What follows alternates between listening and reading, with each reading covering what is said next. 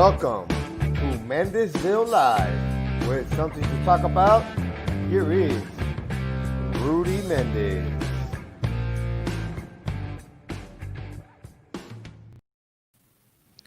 What's going on, Mendezville Live? Hey, can you imagine a world without beef jerky? Hey, thanks to Primos, you don't have to. I'll tell you what, I got that care package the other day by my buddy. Man, it's right here in the front of the computer. I got my cap going on right here. Look, just tell you what, let me put on this bad boy. I'll tell you what, I'm not a big beef jerky guy, but I had this over the weekend. I like it. I even said, hey, where do I order some more? I'm gonna order some more. I really enjoy it. So go to their Facebook page, Primos Beef Jerky. Yeah, Primos Beef Jerky. Find it on the Facebook. If you want some good beef jerky, that's where it's at. But today we have a good show for you guys. We're gonna be talking politics, learning, explaining, feedback, perception, figure out what's going on with the city of Palmview, because in my heart, I am from the city of Palmview. I do not live there. I grew up there. I've worked in La Jolla ISD since I moved back to the Valley. My heart, my mind is in Palmview. And I'll talk about that, a little backstory I had on Facebook Live the other day. Also brought to you today, today is For Life, the immune system company, independent distributor, Rodolfo Mendez. You can find Transfer Factor products at www.forlife.com/Rudy Mendez, Transfer Factor Molecules. Now, without further ado, today I have a special guest. We're going to talk about the city growth, the concerns, issues, the easy issues, the tough issues. We're going to know from her perspective and her point of view how we have grown, what we're going to do better, what's been done, what hasn't been done, and we'll see. Please welcome Councilwoman Linda Sarabia. Linda Sarabia, how are you doing today? I'm doing great, Rudy. Thank you for having me. Hey, thank you for coming back on. You were the first one that I had on the live. And now I got a little bit more fancy, right? But hey, I'm glad you're here. Yeah, congratulations. I did notice the improvement, everything that you've done. It looks like a real show. Congratulations to you. I'll tell you what, I reached out to a few people, school board members especially. And my main goal, Linda, is not here to, like some people told me, like from the outside, they're like, yeah, get them to debate. I'm like, no. This is not to debate. Not to get riled up. This is more for, hey, let's learn. You have your points of views. You have your perspectives. Let's learn from your experience, what you've seen, what your goals are, things like that. You know, now, of course, I'm going to make some comments from the perception from the outside. So maybe you can kind of say, okay, you know what? Let's clear things up. Is that cool? That's cool. Linda, a few weeks ago, I made a comment on Facebook Live. I had just finished working out. And I said, you know what? Let me get on Facebook Live. You know me and my political rants that I go on.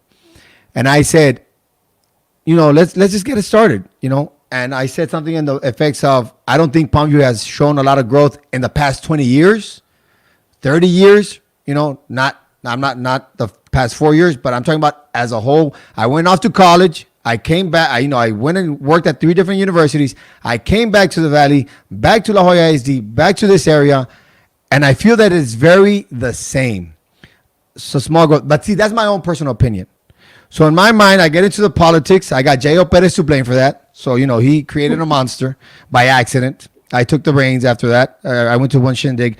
So when I make a comment like that, I wish I lived in the area so I would run for office. What made you say, you know what, I need to be in the city council? Well, I'm going to have to agree with part of what you said. I've lived in the city of Palmview for 25 years. I grew up in La Jolla, went to school there. I get married. My husband and I decide to make Palmview our home. And we've lived here the last 25 years. I've always been an entrepreneur. I started at the age of 21. And since then, I've opened several businesses. I've created many jobs. I've contributed to the tax pool in our city. And there came a point where I said, I can't just, are you still there? Yes, keep going. Just keep going. I just can't live here and not be a part of this. I contribute a lot. I pay a lot of taxes here. I have employees here. I have clients here. And, you know, it was in my heart, and it was in my goals to at one point serve my community. I've always been involved in public service as a volunteer, serving on different boards. I lobbied up in Austin and Washington for different professional organizations. And as time went by and my business grew, I'm in the service business. So a lot of the people that come to me not only come for their business, but they come to also try to get help with problems from the city. And that's pretty much how it got started. I would get appointments, and I thought they were coming in for business. And it's like, hey, Linda, help me with this at the city. And me dicen abogada sin título. Look out for me, help me resolve this. And that's pretty much what I have done all my life. So that's how it started. People started telling me, help me with this issue. I would help them write letters, and always telling them to do it in a civil way. We write a letter, we write an email, we request a meeting. Very unlike what you see today, a lot of bashing on Facebook. And I think that's just for attention. If you really want to get something resolved, you follow the process. You document it. You give people the opportunity to hear you out and try to provide a solution. And so that's what I did, for quite a bit of years.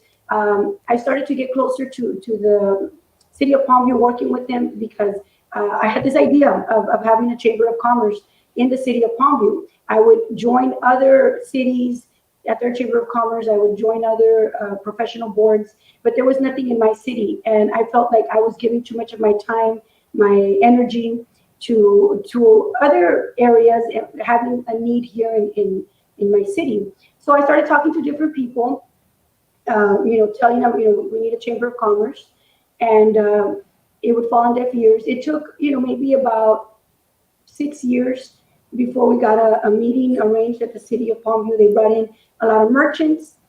We sat there together at City Hall in a long table, I remember, and we discussed the need for a chamber of commerce, working together, making sure that the businesses that opened in Palmview didn't just, last a few months, that they have the resources, that people would know that they existed, that we would promote each other, use each other.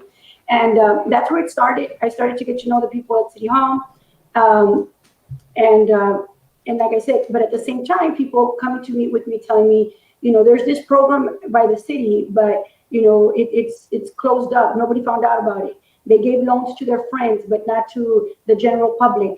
And that started to intrigue me. And looking out for my clients and for the residents and business owners of Palmview, I started to get involved and ask questions.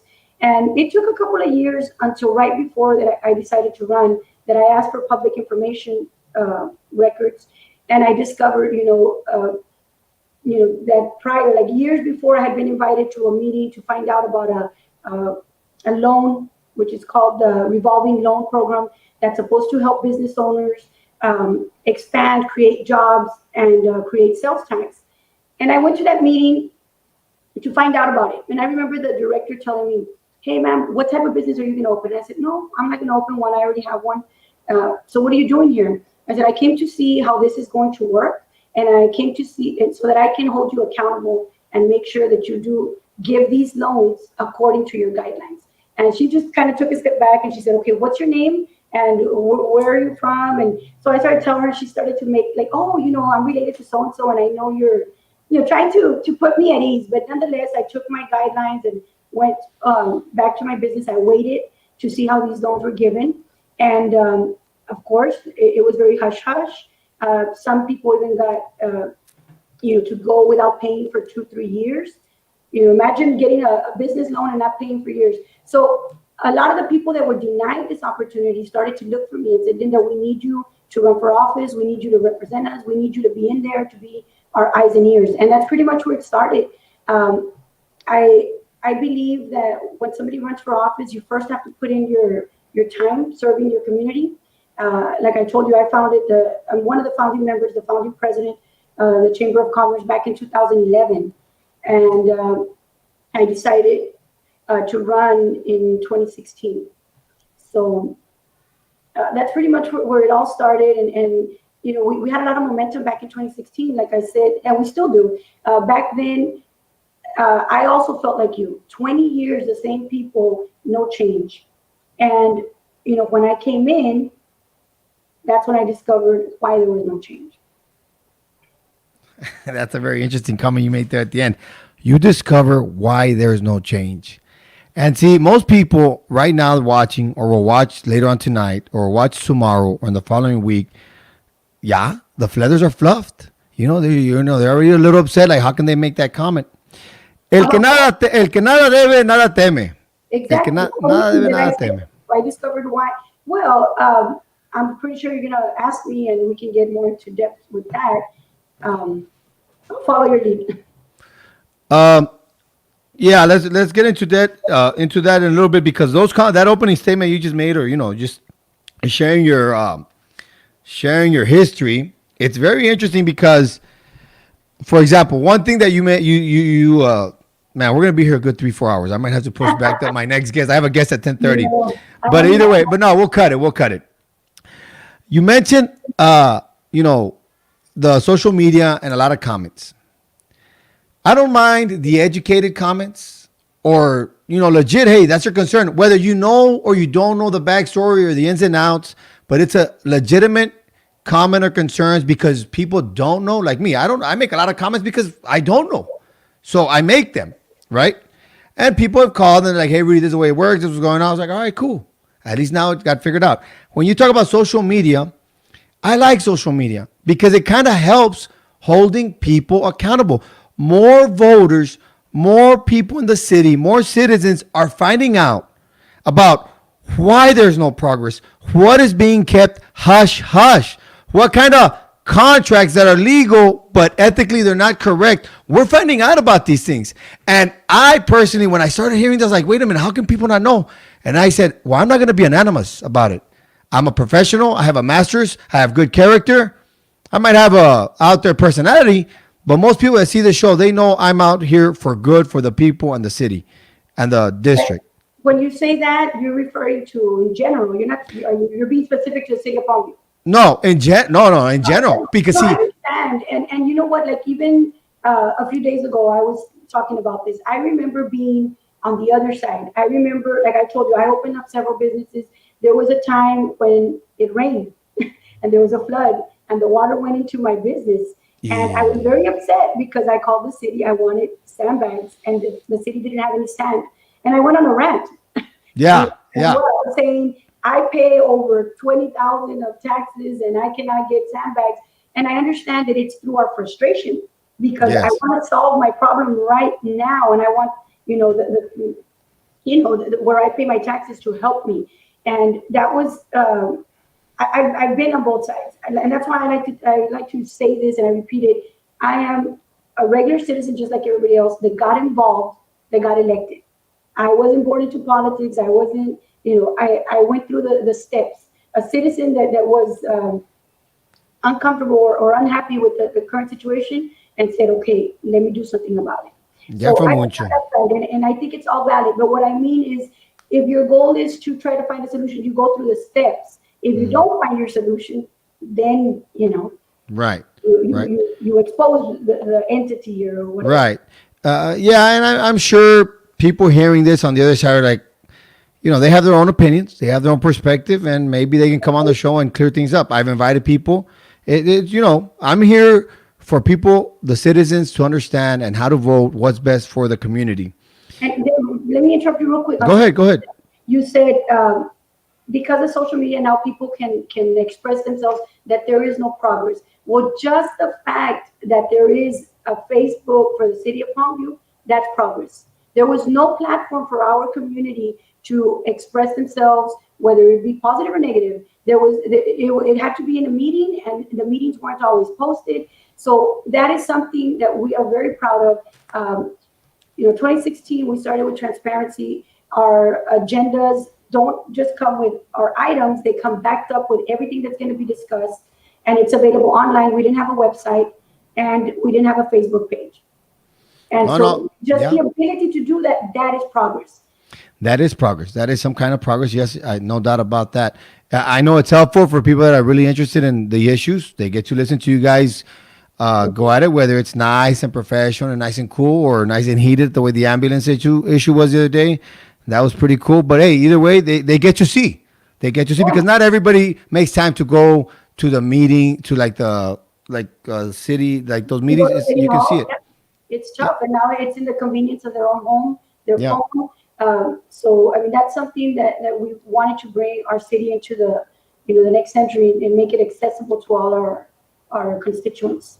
Which is awesome. Thank you for that. One thing, how do you feel? I get a feeling that when people ask questions, especially during campaigns, but even in general, when people go ask for public records, I feel that sometimes people get mad because of that. Like, why are you asking?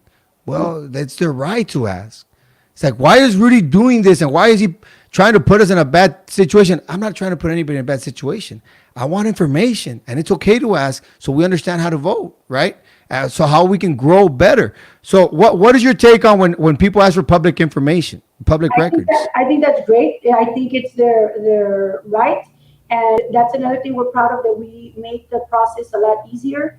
A lot of our records, our ordinance, our minutes, everything that is in our agenda packet, it's available online. So you don't even have to file a request.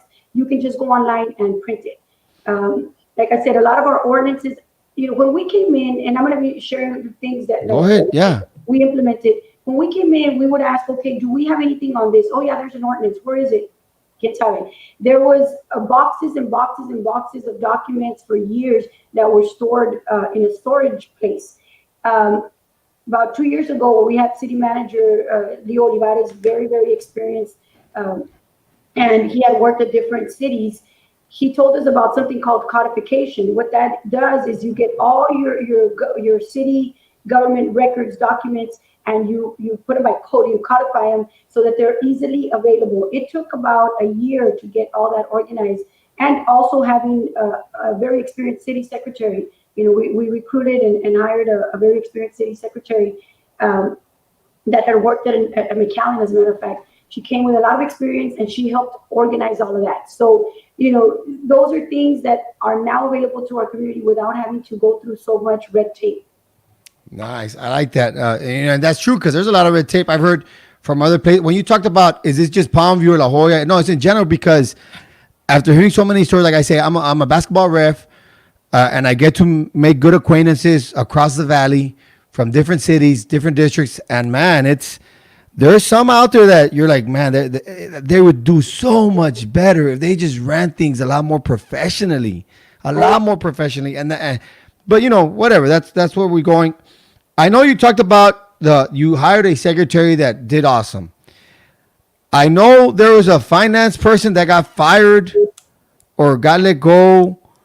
There was numbers that were, some might say that they were being brought out to certain people's attention. People didn't like that. Can you give us a little backstory about what happened there? Well, I don't think I can speak about. Oh, okay, yeah. Okay. No worries. But what I can clarify was that she was not terminated. That is Okay. incorrect. All right. Cool. No worries. Hey, if I say something that I'm not supposed to, or that we can't talk about, we can't talk about. No worries. The campaign. So you came in. Give us your feedback on your campaign, your experience coming into contesting a position from a person that's already currently there, and now you're like, hey, I want to take over your spot. How does that go about? How did that go there in the city 4 years ago? 4 years ago, the lady whose place I ran for, she decided to run for something else. Oh. Mm-hmm. Yes. So, and actually, I had worked alongside with her through the Chamber of Commerce, gotten to know her. So yeah, I mean, that wasn't an issue. So it wasn't too bad. Well, what a great way to get in. None of this. I mean, what are they I gonna? was opposed by JL. Huh? I was opposed. I mean, I had opposition 4 years ago. I ran against JL. But JL's in there. How did that happen? He ran 2 years later. Oh, so it was you. It was between you and JL for that position. Correct. Oh, I see. Okay, cool. But I'll tell you something, and JL and I have talked about this. We didn't know each other. We ran against each other. We both of us gave it our best. One thing that I admire and respect about him is that he was always very respectful of me, even though his team would hit below the belt and do something they weren't supposed to. He never did. Every time I ran into him and his wife, they would always say hello. And that's what I think needs to change in our culture here in the West. We were able to maintain that respect, and even though, at the end of the election, okay, I won. He was the first one to call me and congratulate me. And then after he won, I called him to congratulate him in the next race. And we've been able to, even though we're on opposite sides, you could say politically, but we're on the council, we can agree to disagree respectfully. So, I mean, that's something that I think is worth noting or sharing with you. Right. Which is, hey, you're professionals, you won, you win, you lose. See, to me, it's more of, if that's what the people want, that's what the people want. They don't take it personal, right? But that's my for example. So the other day I see on Facebook a whole caravan going to sign documents that they're gonna be on a school board, right? And I'm thinking to myself from the back of my mind, I'm like, that's pretty cool, right? The hurrah, hurrah. At the same time, the other side of me is like, just go sign the paper, and why make it a big hurrah? Like, if you're good, you're good. If you're not, you're not. That's just marketing and trying to get more votes, false vote. But see, like I said, there's good and there's bad. There's perspectives, and I always try to do both. Like, well, you know what? That was pretty cool. And at the same time, whoa, wait a minute. My marketing mind is, well, it's marketing, and some people fall for it. I'm more into, I want to know what we've done. I want to know about policies. I want to know about procedures. What transparency, the way you say, what has been the following. So when you go, you win, right? You win back in 2016 against JO. Can you tell me, for example, now we talk about your goal sign, there's a big caravan. What is it like when you get sworn in? Like, what does that day look like, or what does that 30 minutes look like? What is that like? Well, for me, it was like a goal come true is what I call it, a goal, a dream. During my campaign, I shared that I had read a book back in 98. So you're talking about many years ago. Mm-hmm. And that book said, the title of the book was You Can Make It Happen. And somewhere in the middle, it said, write down 10 things as far-fetched as you think they are that you would like to accomplish. So I wrote 10 things on there, and one of them was public service. And of those, that day, I got to scratch off the 9th one. I got one more to go. Nice. So for me, it was a goal come true. It was, I felt that, it was a confirmation. I'm very spiritual. I feel that God guides me in my steps. So that day to me was like a confirmation of me walking in the path that He had for me. So it was really good. So you just go in, swear in. How many of you were there? Was it just you, or two more, or three more, or? It was three of us. It was Joel, Javier, and I. And we got sworn in, and we got started with, I think, our first meeting. I can't recall. I don't think it was very important items, but we got started. Okay. So it's just you three, and that's it. Nothing else went on that night, or or you go straight into the meeting? We went into the meeting. I don't recall. I mean, you're talking about 4 years ago. Yeah, no. Yeah, cool. No worries. I was just wondering, like, okay, what it's like. No worries. I guess that's interesting, and those things that you for example, you already mentioned transparency, the campaign. So now that you and Jill were going against each other, now you're an elected official. Someone wants your spot. What goes through your mind in that kind of situation? Originally when I found out that I was who my opponent was, she was somebody that I considered an acquaintance, a friend. Mm-hmm. I gave her a call and I asked, why is it true? First of all, and she said yes, and it was hard, and I respect that. I'm somebody that doesn't like to leave things unsaid. Let's talk about it. Yeah. And I asked her. I said, I'm curious. Why would you want to run for my spot? Why would you want to run against me? And her answer to me was, it was very difficult, and I was somewhat flattered. She told me I was Palmview's biggest asset. So I told her, well, then why are you running against me? And she told me, I feel honored that I was picked by a certain person. And then there I told her, I said, usually anybody calls me, or I call them, they tell me they're going to run for office. I say, good for you. It's a big challenge. I wish you the best. In this case, I'm going to say I felt disappointed. And I told her, I said, I feel disappointed. I thought you were going to tell me I can do what you're doing a lot better. I have another vision for Palmview. Not that somebody chose you. And I can probably say that nobody chose me. It was the community of Palmview that chose me. So no politician handpicked me and said, you're running for office. You know, it's interesting you mentioned that because over the course of when I came back, I hear these stories of no, well, that person is just a puppet for this other person. And no, pues they're just puppets. And they do whatever the person at the top does. And well, look at this person, all of a sudden got really rich. Look at the contracts and they control this company, they control that company, they control that company. And look at where the contracts are going. Because see, one of the biggest people I have, she tells me, me and her into politics over Anna Engler from San Antonio. She goes, Rudy, just follow the money. Just pay attention of where the money's going, what company is getting hired, and you'll find out what's going on. And I shared the same story with you. I'm like, yeah, I guess, but whether it's true or not, like I said, some are true, some are not. Some have a perception. Some might be negative perceptions. I wish there was a lot more positive perceptions. But we're going to get to the bottom of this. My goal is for everybody to try to talk about as much as possible, clear out the negatives, and explain what really is going on. Because a lot of people from the outside, because I've had friends from the inside tell me, dude, people don't understand what goes on the inside. Yes, that's the negative perception. But if you talk to people who are in, now you understand. I'm like, okay, cool. Which, it depends. With that being said, you go into Palmview 4 years ago. I know what obstacles or what good thing or both. What do you see yourself in let's take over the course of the past few years? How did it go? What obstacles you face? What challenges and how did you fix them? And what are good things that you guys have done for the city? Well, we'll start from the beginning. When I came in, of course, I have a financial background. Mm-hmm. So my first thing was I wanted to look at the numbers. I wanted to look at the books. I understand that. So I wanted to look at that. Like I told you, I discovered there was some documents. You were talking about PIRs earlier. They made it very difficult for me when I wasn't elected. PIRs? The public information request. Oh, okay. The open records, I'm sorry. Okay, open records. Requesting them, they made it very difficult for me. It took months to get some information. But once you're elected, you can ask for information. And you can sit there. Okay, I'm right here. Print it out. Let me see it. That type of thing. So I the first weeks, that's what it was. I want to see.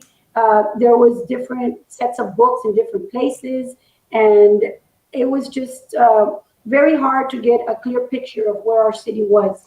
So that was one of the biggest challenges. I went in with a lot of goals. Like I'm sure a lot of people that are running for the first time, you go in thinking, oh, I'm just going to hit the ground running. There's an open checkbook. Let's start. Let's put lights, build the dome.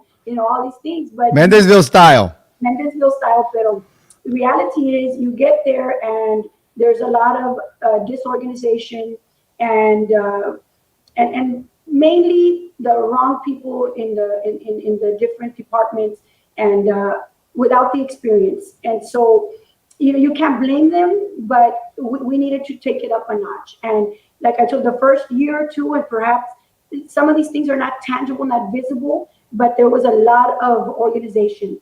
The HR, there was no policies and procedures. There was no clocking in and clocking out. There was no job descriptions and work duties. All that was implemented under our tenure. So while some people might say we can't touch it, we can't, there's been a lot of structure in our city. And something that I have always said is I want it to be so structured that regardless, when I'm not here anymore, it's going to be, safe-proof from anybody that comes in.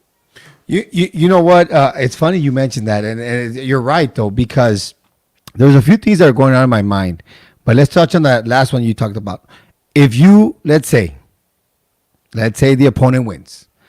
If the opponent does win, you've done a good job, that it's very organized and they won't have to go through the headaches you went through when you got there. Let's just say. And of course, you're like, no, that's not going to happen. You're going to win.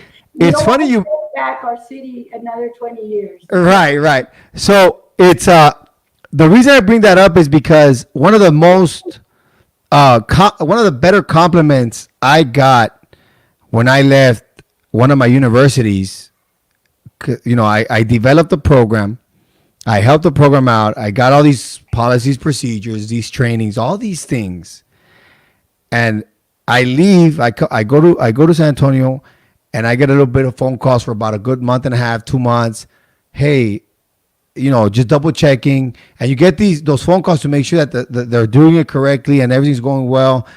I trained them, and they did about 80%, but there were still some questions about the office work and stuff like that. So that's a compliment, and I see where you're coming from, because I was in those shoes where I leave a place, I left those places, and I said, hey, I know I did my best to improve the program as much as I could while I was there. Now, of course, I didn't get voted out or anything like that. I just left because job opportunities. And at the same time, Linda, you mentioned the organization, and it wasn't that organized. One, I wonder whether the people watching this that were in the previous thing, they're like, no, that's not true. And or they're cringing like, oh, well, and well, some people, I'll tell you. Because that's not the point. The point is not to no, it's not. I think they did the best they could with what they had. I'll be fair. Yeah. They did the best they could with what they had. There are some things like the unpaid loans for 3 years. They were friends. Those things, you can't ignore them.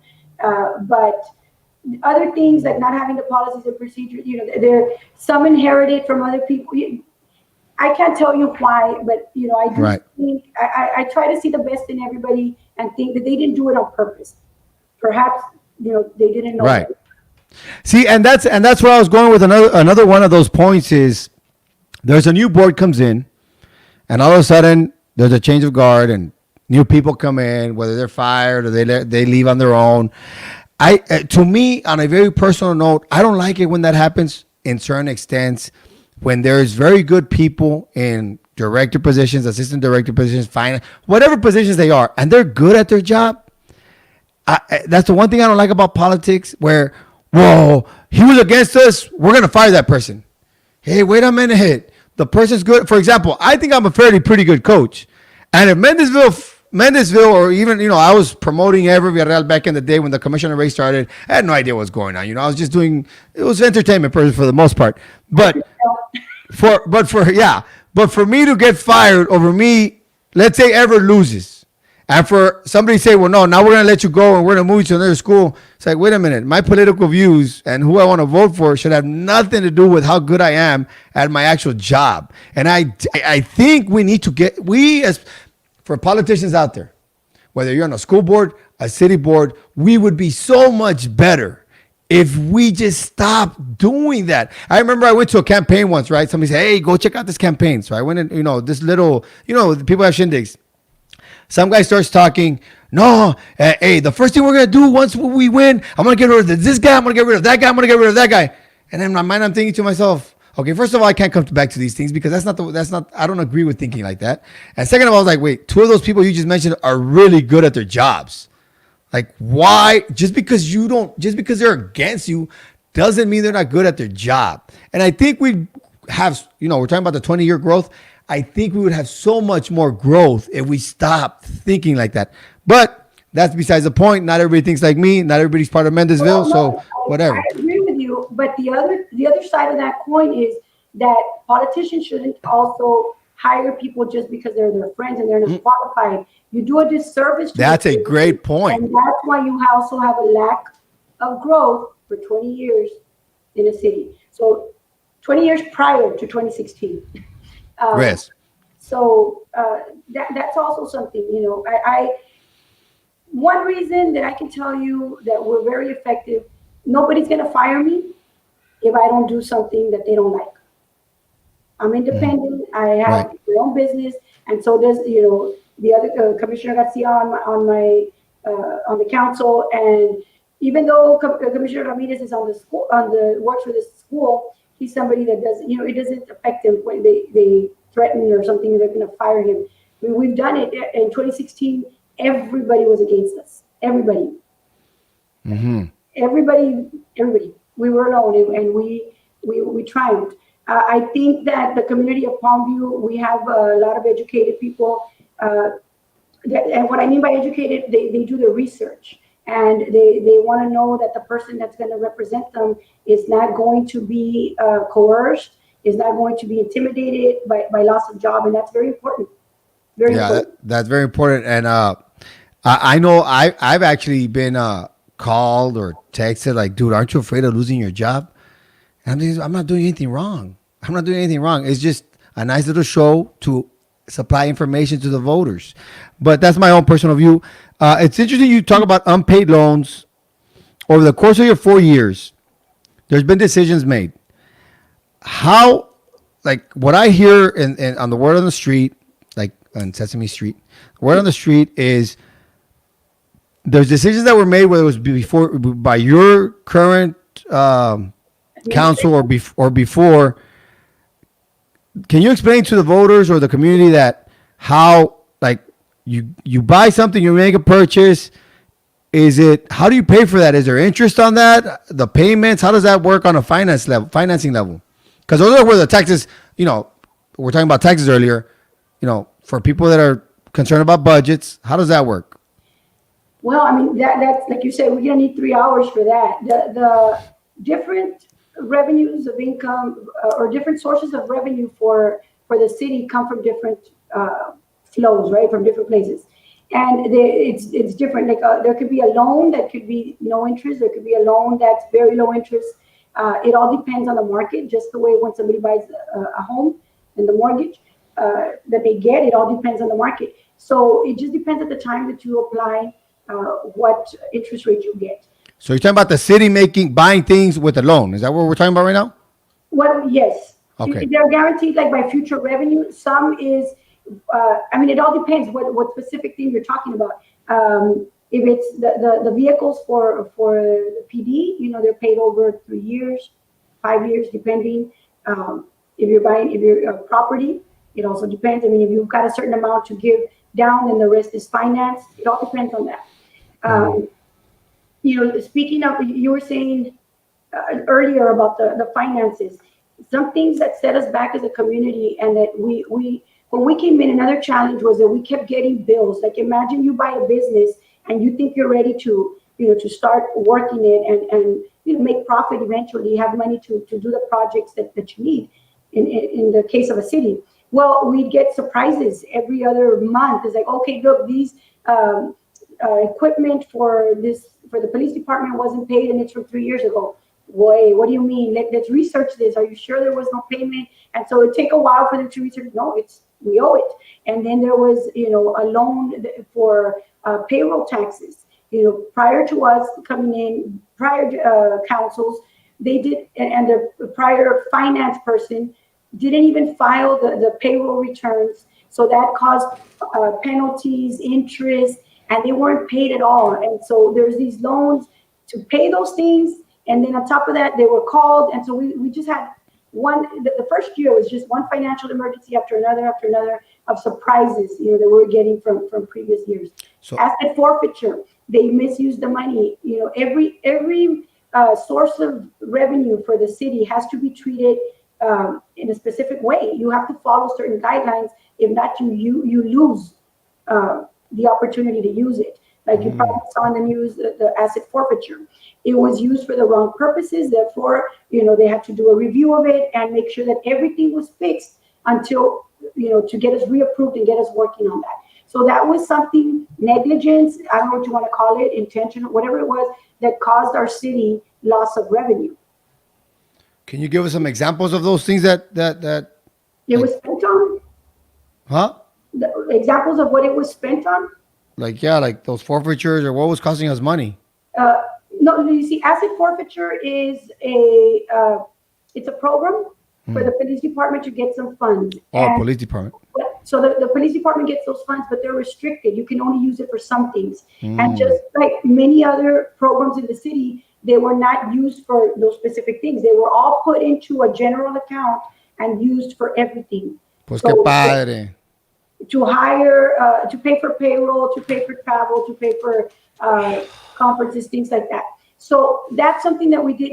There's a bank account for every single different source of revenue, and there's specific guidelines. You asked me earlier about a finance director. There wasn't a finance director. That position was created under our tenure. Mira, what? That department was great created. move. Great move. I mean, man, it just sometimes you just, I I don't know what to say about that. It's just not, I'm not too, a little bit disappointing to hear that we're not as organized when we're getting forfeitures over programs that we should have been a lot more organized, and we don't lose those kind of things. The other one, I mean, since we're on the topic, Yeah. and I'm very passionate about this. Before I was got elected as a councilwoman, I served on the MDD, the Municipal Development District. Many people are not familiar with that type of entity because it's fairly new to the state of Texas, but it's comparable to an economic development council. I'm sure you've heard of that. Most cities have an economic development council or corporation. The city of Palmview had an EDC, but it went bankrupt. What that means is, again, the EDC and the MDD is funded by our sales tax revenue. Whenever you purchase something in Palmview, the state will in turn return half cent to the city of Palmview. And then half of that goes to the crime prevention district and the other half goes to the MDD or the EDC. So that was never put into or separated, right, into the right account. And that can only be used for economic development. So that was bankrupt. Then they created the MDD. I was appointed to serve on the first board because I was there involved, going to the meetings. And this is before you were as a councilwoman, right? Right, before a councilwoman. I told you I got involved with the chamber. I started going to all the meetings. I started to ask a lot of questions, and they appointed me to that MDD. So for 2 years that I was there, those funds were coming in. They were put in the right account. I was watching, I was there, and we didn't do, and we didn't use it for any big project. It was saving, and then we contributed to one of the big projects, which is the 495 expansion. And I think you've also asked me questions about this in the past, about why do you want a 4-lane and all that. It's going to take a lot of years. But here it's another opportunity for our community. You put in, the city puts in one part, DOT puts another, the county puts another, the precinct. So that's the way they work in correlation with the cities to help them grow. So that's something that's been in the process since 2014, and we're already 2020. And that's how long a project that involves infrastructure takes. It's like the highway in McAllen. Yeah, it takes a while. That's one thing I have learned talking to different people in the political world is we as citizens sometimes don't understand the paperwork or everything that happens to make things happen. And for example, right, so there's 3 things here: the MBD, the 485, and what projects are costing us money. Let's start with the MBD. Is the MBD, because I remember you explained it on one of the comment threads on Facebook, is the MBD the one that's in charge or the one that was responsible for buying Greg's Ballroom? That's correct. When the MBD buys Greg's Ballroom, is there like the president of that board, does the city of Palmview board have anything to say with that, vote on it or anything like that? No. Or it's totally separate, a totally different separate budget? It's a separate budget, and the budget is solely from the sales tax revenue. So then if you're a councilwoman, I'm on MBD, and I say with my board of MBD, I say, hey, you know what, let's buy Greg's Ballroom. I don't have to confer with you guys at all? Yes and no. The MBD has its board, and right. The board, there's 3 council members. And we say we're going to buy, let's say we vote, we're going to say we're going to buy Greg's Ballroom. Then what happens? You buy it. And you have nothing to say about that? Like you can't stop it or anything like that, or say like, hey, you know what, let's vote against it or anything like that? No. Interesting, because that Greg's Ballroom, so, okay, how about this? Because this leads me to the next question. Who does Greg's Ballroom, okay, so do you know how much Greg's Ballroom costs to buy? Yes. Can you share that information or no? I believe so. I just don't want to give it to you inaccurately. I believe it's... Well, it's like $1.4 million, something like that. 1.3 million. Yes. Now, let me tell you something. The MDD is not just random people just sitting there. No, the MDD is composed of, I told you, 3 council members. They've been, at one point it was our mayor. At one point, we had the previous mayor as well. Are they're appointed? Yes, they're appointed by the council, so the council has a say over that. So we've had the previous mayor, Jerry Perez. We had our current mayor, Ricardo Villarreal, And then, I was on there since before, and I remained on there. Uh, so and then there's other people on the board that you have some that are into real estate. There, you have some that are business owners. Pretty much, we try to appoint people that have some sort of business economic development background, and we we have this budget entrusted to us, and we get together. We have a workshop every year, and we decide what are the priorities for the city of Palmview, because it is for the city of Palmview. Right. And I think last time I mentioned, but we have more time now.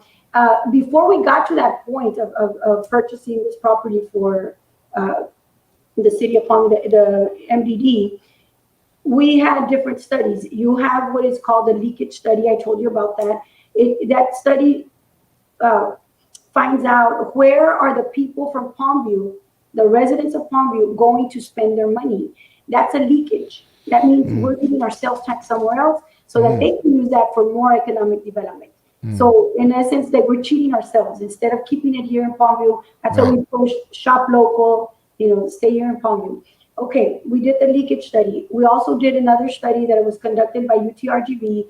They came and they spent some days at different locations, Walgreens, HEB, where there's a lot of traffic, and they did surveys to find out what is it that people want, what is it that people need. When we go out there and we have community block box or the town hall meetings, we talk to the people. What is it that you need?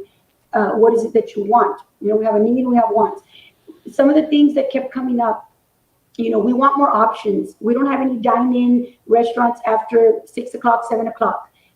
People just come to Palmview to work, and they leave, or they go work somewhere else and they just come to sleep. They don't stay here and shop. So there's a need for retail businesses like your clothing store, your shoe store. Like a Denny's. That Denny's de Peñitas looks nice. The wing stuff looks nice.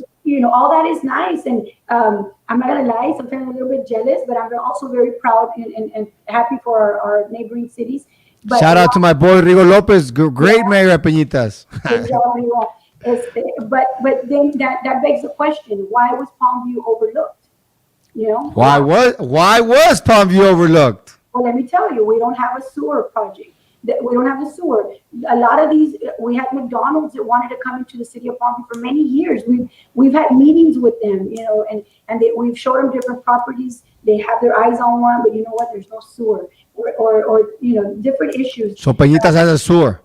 Yes, and that's one of the reasons why I know some people are very upset about the sewer project in Palmview. We're going through the growing pains, but eventually, if not for us, but for, in a couple of years, we're going to see the benefits of that.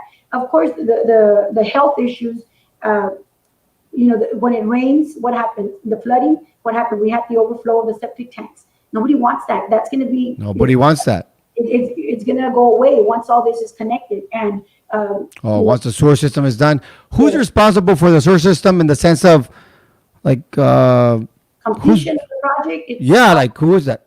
Awasad. See, if Awasad is struggling to get it done, I think people should vote for Adolfo Mendez for Awasad. He might go in there and fix it up. He's a lot more chill than I am. He's totally different than I am. Shout out to Adolfo Mendez, Awasad. Vote for Adolfo Mendez. Either way, entertaining purposes, you know me.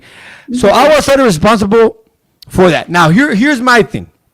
Awasad is responsible for the sewer system in Peñitas, I'm assuming, and in Palmview, or let's just say Palmview, right? We're talking about Palmview. Why has it taken it so long for Awasad and the city of Palmview to fix this issue? Okay, but let's clarify. This is not the city of Palmview's project. It is not the city of Palmview's project. No. It's Awasad. It's Awasad. So here we have a lot of different entities. You got Hidalgo County. You got Precinct 3. You got City of Palmview. You have Awasad, which is our utility district. You have the drainage district that's responsible for the drainage. It's in the city of Palmview, right? It's where we live. But the city of Palmview government is not in charge of those things. We work with them, right? We work with them. We try to facilitate things for them. We work on these things together. We service the same community, but we don't have the authority over it. Okay? So now to answer your question, why has it taken so long? The city of Palmview, I can tell you to what extent we've been involved. if you go back, like when before 2016, 2014, we're in the Chamber of Commerce.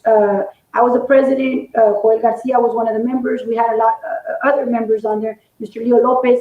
We went up to Austin to help push for the funds, the funding. Sergio Munoz helped us with this, our state rep, to get our city up on the list, because to get the monies from Water Development Board, you have to wait, right? And it had been in the waiting for many years.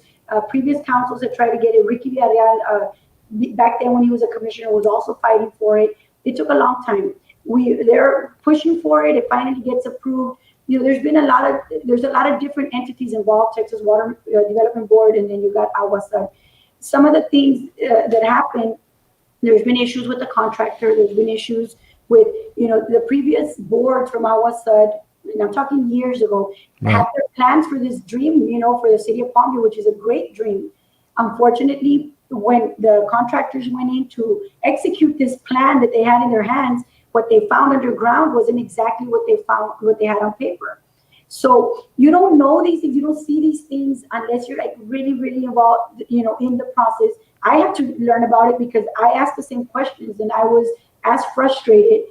But it's really hard to convey to the community all these intricacies, of why things are delayed. They hit, high water levels, and they had to, and I'm not too familiar with it. I'm just telling you what I learned through the process. And they've hit roadblocks, but, we worked them through.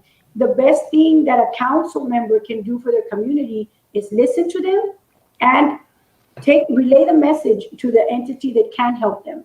And that's something that we've done. We've had town hall meetings. We hosted town hall meetings where we brought, directors from Aguasad, the lawyer, the director from the board, and the general manager. Sorry. Mm-hmm. And we made it open to the public. Come and ask your questions.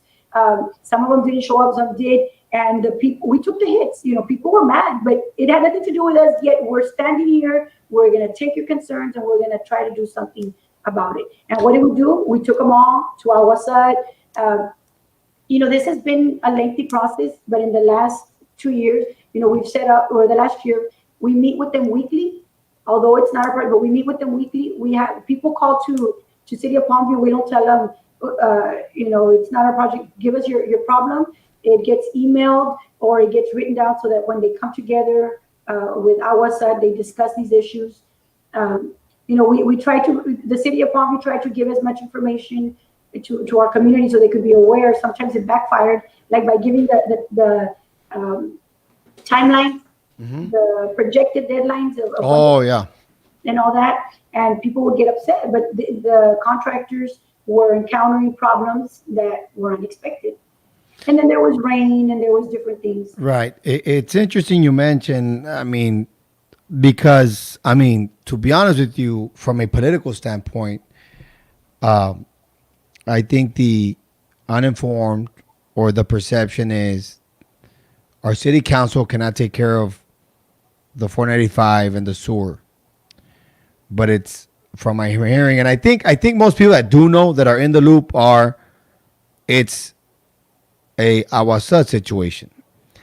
I'm gonna make a comment, and I want to see what you think about this, or how to clarify it. Am I off? Am I a little bit on? How wrong am I? Aguasad is responsible for the sewer system in the city of Palmview, working a little bit with you guys. How much, or I guess it's a question I'm asking, how much is the county commissioner, former Joe Flores, now going to come in every real, and the state rep, which whether it was Sergio Munoz or before, I don't know who was in it the past 10 years, how much do those two positions, elected officials, have to do with getting this job done, funding some of the money, or does that have nothing to do with it? They don't have anything to do with the funding of it. Like I told you earlier, Sergio Munoz helped us by facilitating the meetings, by pushing for it over there in Austin, making sure that we got moved up. But as to the funding, moved up to what? That's what I want to know. There's a list of there's a lot of small rural areas that will submit their application to get funded for projects like these, because they. So who funds us? That's what I'm saying. Who funds us? The Water Development Board. The water. So then they're the ones that handle the money, and they're the ones that put you to the top of the list. They're like, here you go, City of Palmview, Agua Sud, get it done. Mhm. Interesting. But it wasn't like at the top of the list the year that we applied. It's been, like I said, trailing for years, and it finally got the funding. I think me as a or if I residents should know, why did it take so long? Who were the people that did not take care of the city of Palmview in the sense of that were responsible for that list, that were responsible for releasing the funds? And that's my thing. But I guess I'm gonna have to do some more. Yeah, and I asking. hope I'm not overstepping my boundaries. I'm telling you the information as best I know it. Right. But I do feel like it's just it's been unfortunate, but I do think that the sewer project is something great, and regardless, we got to thank the visionaries that pushed for it, way back then, because it just now we just need for it to be completed, and I think we've got the support of Agua Sud. They're doing the best that they can right now to finish this off. Last thing I heard was it was at 90%. We're very, very close to completion. And very soon we'll start to see the benefits of having a sewer project in the city of Palmview. Not only, like I said, for the sanitary issues, but we're going to be able to start attracting those retailers and restaurants and that our community wants, Which is absolutely. Leaking Absolutely. out tax to other cities. I think that was one of the main reasons that affected our growth. There's a question here. One of the viewers posted it. And let's talk about that before I go into my next question. My next question was going to be what projects are costing the community money or interest rates or whatever it is from the loans. But before we get into that is what the question on I'm not going to put it up on the screen, but he mentions the question is, what was the purpose for buying Greg's Ballroom? What is it going to be used for? Can you share that with us or no? Yes. Well, it's a great question, and it's going to be coming out very soon. There's going to be the what is it called? The ribbon cutting of it. But you see, what I talked about earlier about us coming together, something that we needed. City of Palmview does not have a main street. We don't have a place where there's all these shops and that people can just come. So we through different courses that we took, we go to different seminars, conferences. The board decided that we wanted to make sure that City of Palmview was ready for a Main Street project. So that area right there is going to be, it's adjacent to City Hall. It's the only property that's directly in front of it. There's going to be a Main Street development, a Main Street that goes from frontage all the way to 495. And on both sides of that street, there's going to be different retailers. I can't give you names, but doesn't that street already exist where the business? I don't know what the name of that street is on where that Excalibur is. Is it kind of like that or what? Another one of those? Well, that one is not built for the residents to go and shop and stay around. Are you familiar with Palms Crossing on Ware Road? Yes. Okay, you go something there like that. I got you. You don't get up and leave and go home. You stick around, yeah. Right? There's some benches. There's a place for you to stick around, and that's pretty much what's in mind right there. I wish I could tell you more. I really don't know if I can or can't. No, we'll stay off that subject. But there's something coming in that area. Yeah, and it's not going to be a ballroom. It's not going to be a gym. It's not going to be anything of that. It's for economic development. It's to spur more business in our area. The city of Mendezville would make that into a gym, but that's just me. We don't have a gym in Palmview. We have several, and we don't want to affect those businesses. Okay. Everybody's different, but this is me from the coaching perspective. No big deal. It's interesting you mentioned about property. I saw that there was La Jolla ISD donated some land. What is that? I still don't know the full story. Okay, but before I get to that, go ahead. The Greg's property. What I would like for the residents of Palmview to know, they've been watching all of this. I did say the EDC prior, right? They would collect the sales tax from the state. It was used inappropriately, so it was bankrupt. It had to be dissolved, and then they created an MDD. So that was in the tune of $2 million. So for those $2 million, the city of Palmview has nothing to show. Has nothing to show. So That's not now good. That's not sales good. tax that that were used to purchase this property, the city of Palmview has something to show. And eventually, we're going to be very proud to see these. We're looking at an urgent care clinic. We have a community with a lot of elderly. We have a lot of adult daycares in the area. And so some medical facilities around there, plus the restaurants, plus the retailers. So those of you that are watching, that's what it's about. There's going to be added services. I saw a comment come up. Yeah, I put it on there because she says, I know. ¿Qué preguntas hace Méndez? No manches. Lily Munoz, thank you so much. I will say, time out. Sorry, Linda. Remember, this is a show for information and being informed. Lily and everyone watching, you're more than welcome to put the questions there, and I will ask Linda whatever questions you want that are fair. Sorry about that, Linda. Keep going. Okay, so anyways, that was that. That property is for economic development, like I said, to spur more businesses. Greg's Ballroom, right? Create jobs and sales tax, right? Right. That's the purpose of that type of money. I know some people have said, "Oh, why don't you build a library? Does a library produce money?" No.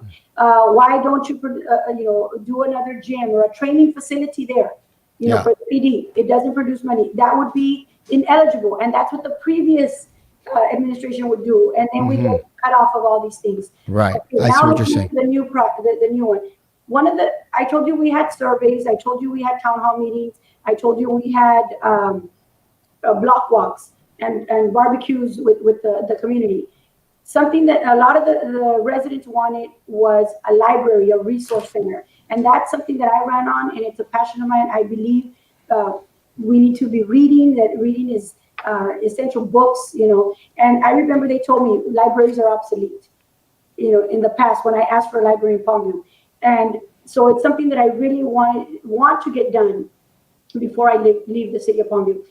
When we've applied to get grants for a library, they ask us, where are you going to put it? Do you have the property for it? And we don't. Some people have asked, why don't you use like the Boys and Girls, the youth club? I'm sorry, I can't, not the Boys and Girls Club, the youth club. Well, when we came in, that building, part of it, you see that's Premier, was already under contract. Our hands are tied with that. It was under contract, so we couldn't use that building. Now, we have a need for our fire department, and we have for our police department, and also in the community of people that want to get trained to be fire, oh my gosh. EMT, stuff like that. Yeah, certified. EMS, yes. Firefighters. Or EMS, yeah. So we know that, it's customary for the school district to donate properties. They've given property to Sullivan. They've given properties to La Jolla, to Peñitas. And that's why we sent a letter requesting property for the city of Palmview. Now, we have an immediate need, for the resource center. We also, for the training and for our firefighters, we need a place for them.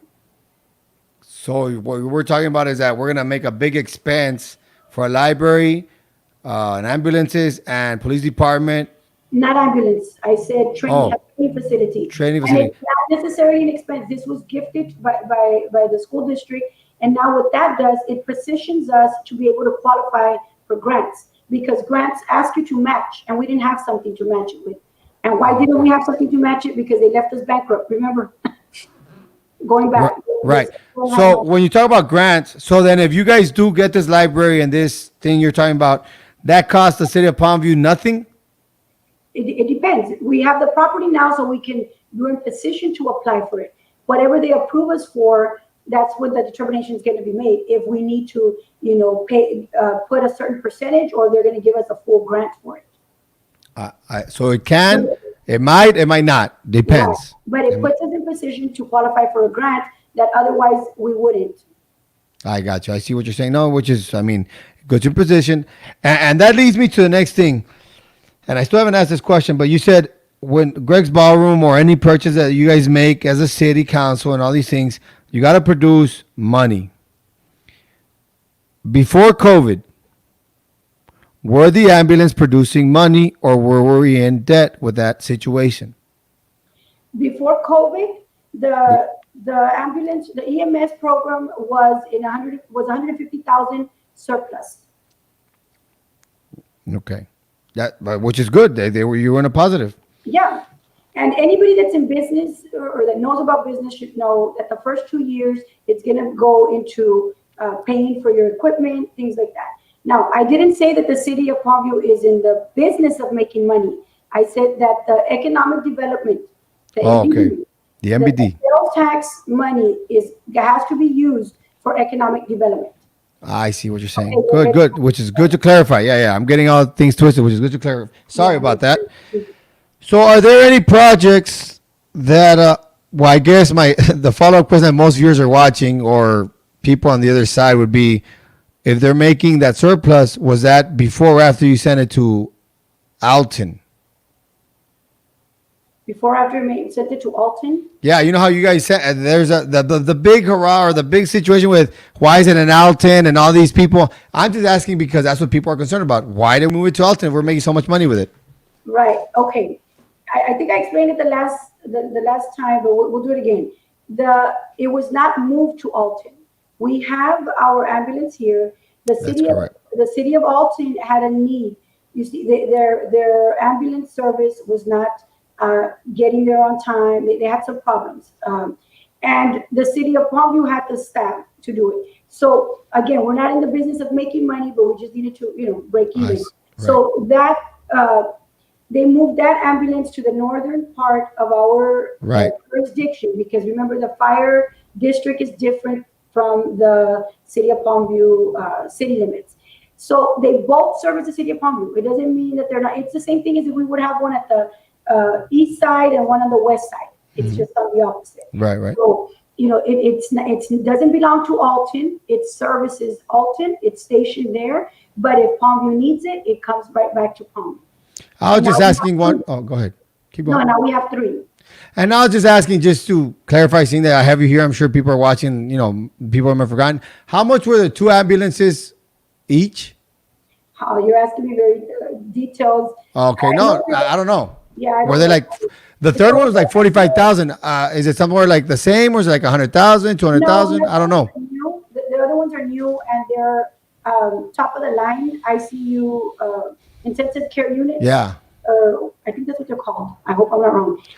But they give the highest level of care. Right. Now, that's something that's very important to us. If you're a citizen of Palmview, you have something that not every city offers. If an ambulance comes and picks you up and they don't have the right equipment to save your life, I mean, that makes a big difference. So it was very important to us and to our chief, right? Because Chief Alanis is the one that had that vision and shared it with us.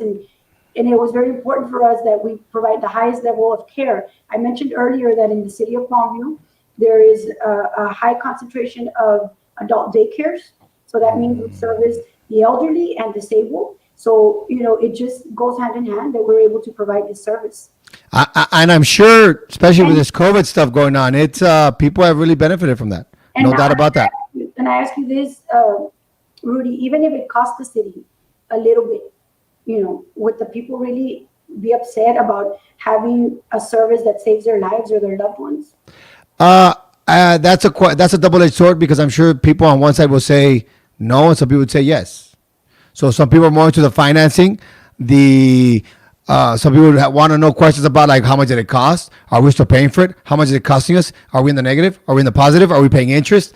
Those are the type of questions that on the negative or the positive. When it comes to lives, no doubt we want to save lives. That's automatic.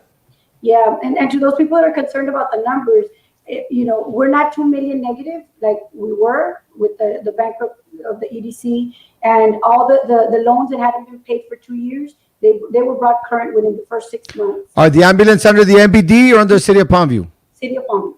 So that's a little different then. So the MBD doesn't. So I'm a little confused there, but I don't know how would you clarify that. Greg's Barroom cannot produce money, or because you talked about certain things cannot produce money. Can the ambulance produce money? No. Let's clarify. The different sources of income for a city are you've got property tax, you've got sales tax, and then of course you've got your permit fees, things like that. Right. The sales tax a part goes to the MDD, which is a separate entity, and the other half goes to the crime prevention district, which is for the police department, right? revenues are restricted. Okay. They can only be used for so many things. It's kind of like if you teach finance, you say you make $1,000, you're going to put $100 in an envelope just for food. You can't spend it for anything else. I can't got take you. it out, or this is just $500 for my mortgage. I cannot take it out and spend it for something else. So that's Ford Raptors. Can you buy Ford Raptors with that? I don't know. I heard somebody was buying Ford Raptors. I don't know the true story, but that's what I heard. We have 2 Raptors, but those were bought in the past. Que padre andando una Ford Raptor. Somebody called me with that. I was like, dude, did you realize? You better bring it up. You better bring it up. I was like, dude, I don't even know what you're talking about. I can tell you this: we haven't bought any, but I think that it's important for our PD to have the right equipment, especially like when we had the flood. I noticed some, could not go into the areas where there was water. Yeah. So, if it were up to me, and they would have my full support to have the right equipment to be able to. Yeah, no doubt. The right equipment, no doubt about that. I just thought it was funny because somebody called me and they were like adamant, you better bring it. I was like, I have no idea what you're talking about. But they explained it to me. I was like, I don't know. Well, I don't think that has to do with Linda, but we'll see. And I'm glad you just mentioned that it was bought with something before you got there. By any chance, are there any projects that you say, maybe in retrospect, in hindsight, they're costing us money? How can we get out of it? Is there any interest? You're a finance person. We could have done this better. Not financially, nothing that I regret. One thing I will tell you is that when the sewer project was coming about and it was approved, the MDD, the Municipal Development District, we knew that what we knew from the project was that from the budget that Aguasad had for that project, they were only going to patch up the crossovers, right, on our streets. And we said, hey, we have some money that we have saved up. It hadn't been touched, remember? That money was saved up. We would like to pave it all for our community. So we came into an agreement with Aguasad so that we would be able to take care of the streets instead of them just doing the patchwork. I do regret that. I see that the community has a misconception that we're responsible for the project only because we're paving the streets. And that's why you have the release of the streets from Agua to Palmview so we can pave them, because we committed to paying the difference so that our city would have, the streets paved versus just the crossovers. So that's one thing that I do think, well, maybe perhaps we meant well, it's still something good, to have the full streets paved. But nonetheless, I feel that it's caused more of a negative impact on our city. People thinking that it's the city of Palmview that has not finished the streets. Yeah. So there was money given, or so when you talk about now you collaborate with money, are we talking about like 100,000, $1 million, 2 million, 3 million? And that's one part of the question. This was like 5 years ago or 6 years ago. So the exact amount. Okay. Yeah. So then that when you give that money, is it to Aguasad? Did the county commissioner, Joe Flores, have anything to do with that? All three, one, two, so it was just 2 entities, just Aguasad and Palmview? Aguasad agreed to let us do the full paving, and we take care of it. They turn over the street to us. They say, okay, we're done, or not them, right? But their contractor is done with the work on that street. They've tested it. They've done whatever they need to do. And then they say, okay, Palmview, go ahead and get your contractor to pave it. And so our contractor paves the top part, right? That's all they're responsible for. Yeah, I see. But had we not done that, it would have just been where the contractor for Aguasad came and broke the street. So it would have been patched up. Now, there are some streets that are just the crossovers, and the reason being is because remember I told you about the plans that they had were not what they encountered. So that made the difference. I see that. And my biggest thing is there was the next one as a city official. Whether you wrote, I don't know if you were with Joe Flores, or I don't know if you were with Ever. I do know a little bit of background there. How is that? Whether it was Joe Flores or Ever, it doesn't matter. It's how does a city work with the commissioner's office? Is there, or what kind of roles go on there? Well, the commissioner helps with different projects, like, for example, with the 495 expansion. through Precinct 3 helped us with part of the expense. Now, with 495. So Precinct 3 came in with 495. with the expansion of 495. Ándale. And that goes from where to where? Where does that go from where to where? It's going to be from La Homa all the way to Abram Road. When was that done and why is it taking it so long? Is that still Agua Sud or is that more the city and the commissioner? No, that's not sewer project. That's the city of Palmview with the county and with TxDOT.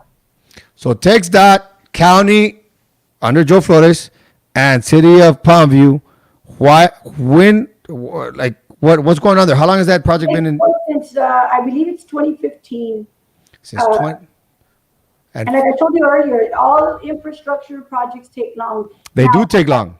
Right now, with 495, you can't start on that expansion because they're working on the sewer project.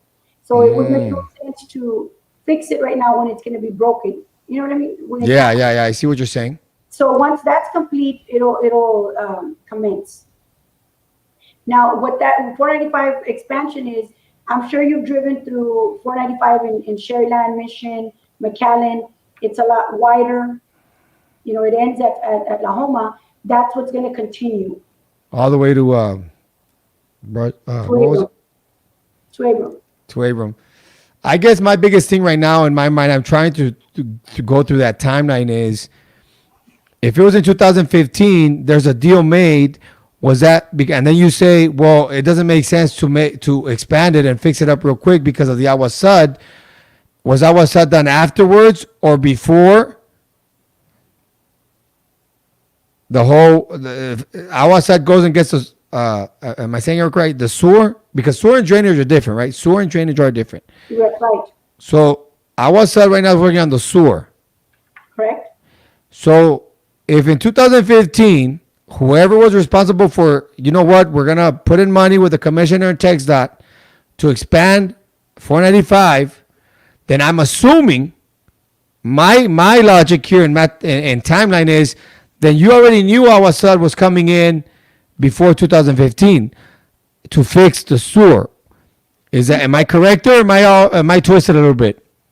Well, the thing is, you got to keep in mind that these projects take time, and you don't just approve it and you start breaking ground, a month later, 2 months later. There's different plans that need to be approved. There has to be engineering done. It needs to get approved by different entities. The city of Palm Beach needs to have, they're part of the money, in a bank account there, like it's there.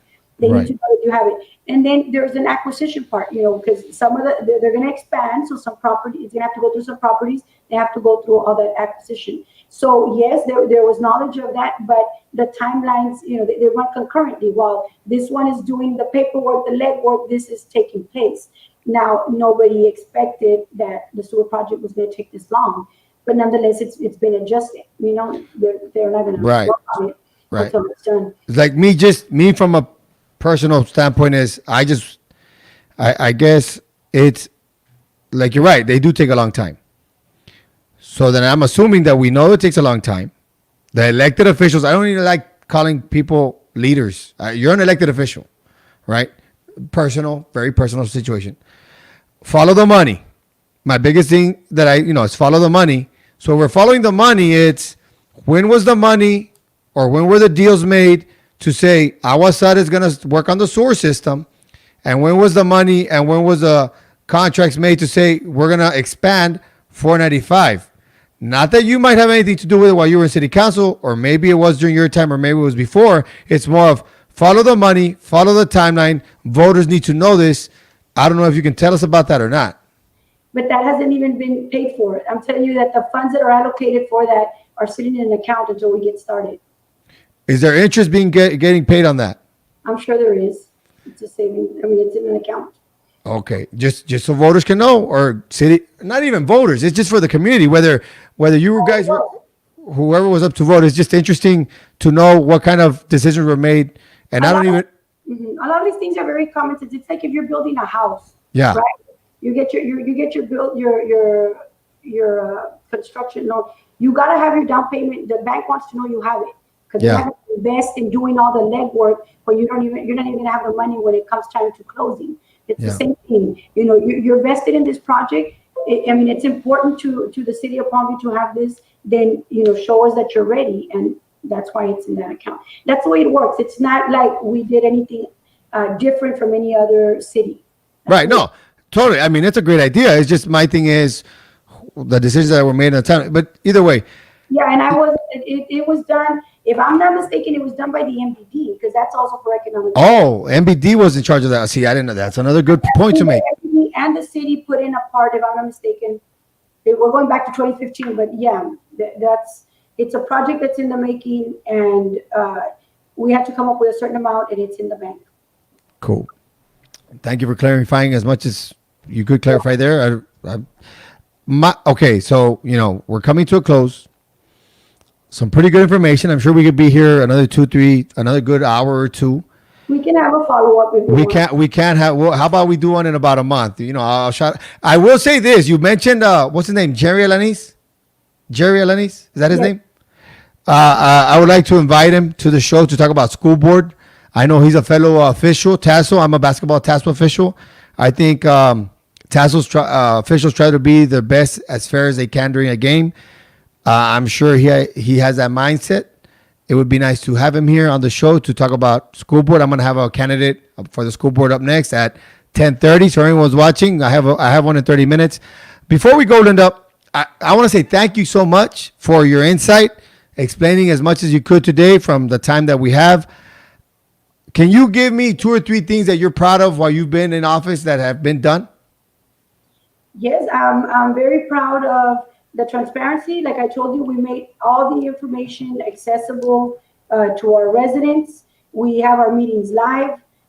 We established. You might see us use this hashtag. It's unity. One of the things that was very important to me was that we as a community would come together. Sometimes we only see our neighbors and our other people that live here in Palmview only during a baseball game or only at HEB. So we established a culture where we have like our annual fest every year. I like those. I see them when I pass the freeway. I like those. Yeah, and for the young people, I know that Palmview is known for baseball. You've mentioned it for our sports. Now we have the year-round basketball. That's awesome. But I have a daughter that doesn't like sports, so it was very important to me. The library, and then there's also we established a folklorical group.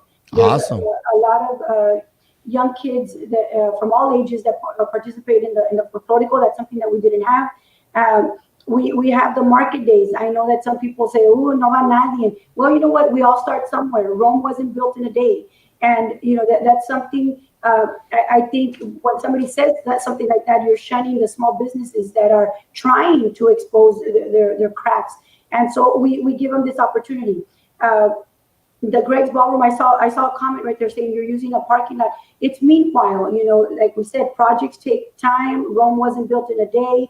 Palmview, the Palmview IC is not going to be built in a day, but it's coming, and we're in place for it. The city of Palmview has something to show for the taxes that they invest here. It's tangible. We're proud that nothing has gone bankrupt. We haven't had to dissolve any entities.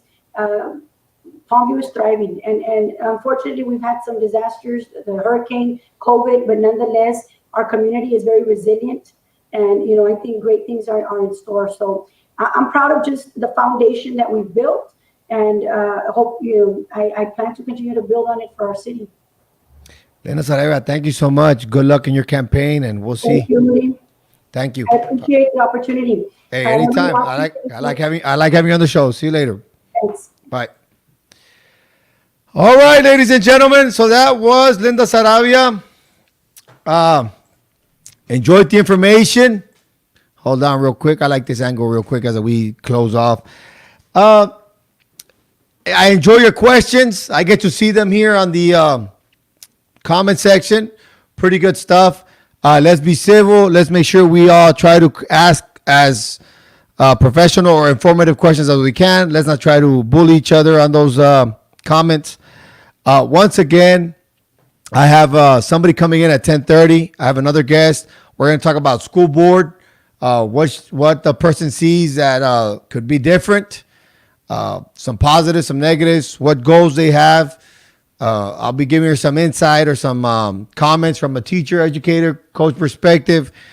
See her opinions on my viewpoints and see where we can head in if we can head in the right direction. Of course, one more time, you can this podcast was brought to you by 4life.com/Rudy Mendez. You can find your transfer factor molecules there. Help your immune system out. Also, if you ever need some beef jerky, hey, you go to Primo's Beef Jerky. Go to the Facebook page. You'll find some good beef jerky there so you can order. With that being said, I'll see you guys in about 30 minutes. Later.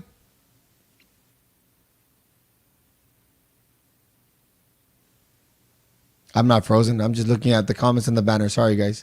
Take it easy.